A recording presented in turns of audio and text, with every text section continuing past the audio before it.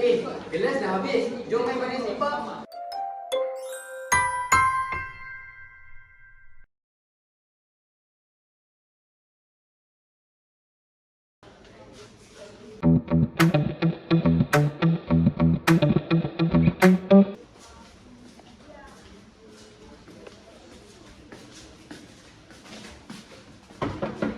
Assalamualaikum. Salam.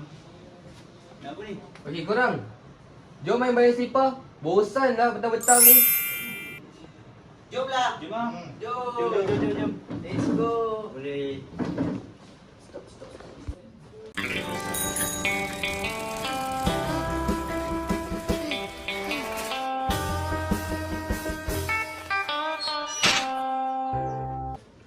Mana cek slipper ni? Ada slipper ni. Ambil lah.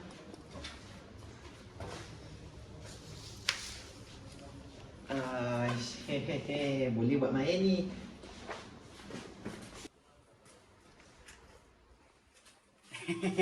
Set ada.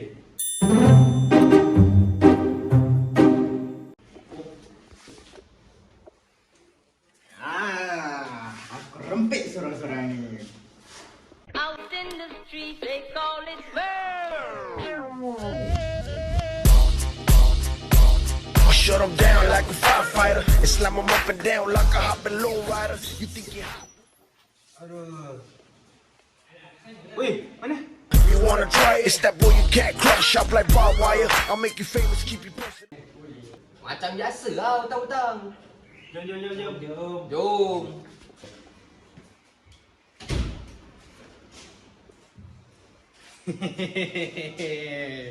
Weh, siapa lambat? Betul slipper.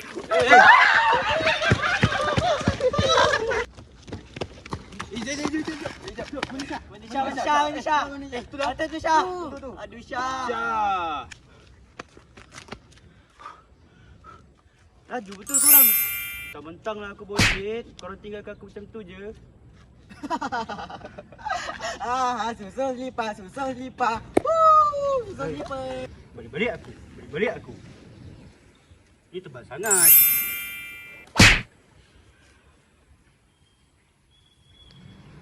Busuk kau siapa hitam ni? Siapa punya ni? Hei. Kita terlebih seorang ni. Macam mana ni? Alah, tak apa. Diorang bukan power sangat pun. Kita boleh. Weh korang, aku geram siap si Haziq tu. Ya doh, belagak betul. Tak apa.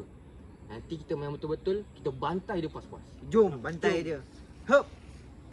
Bantai.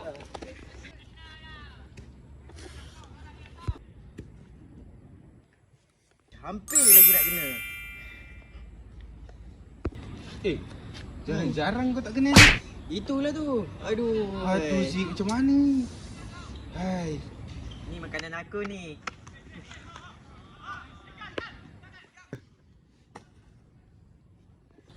Woo! Kena.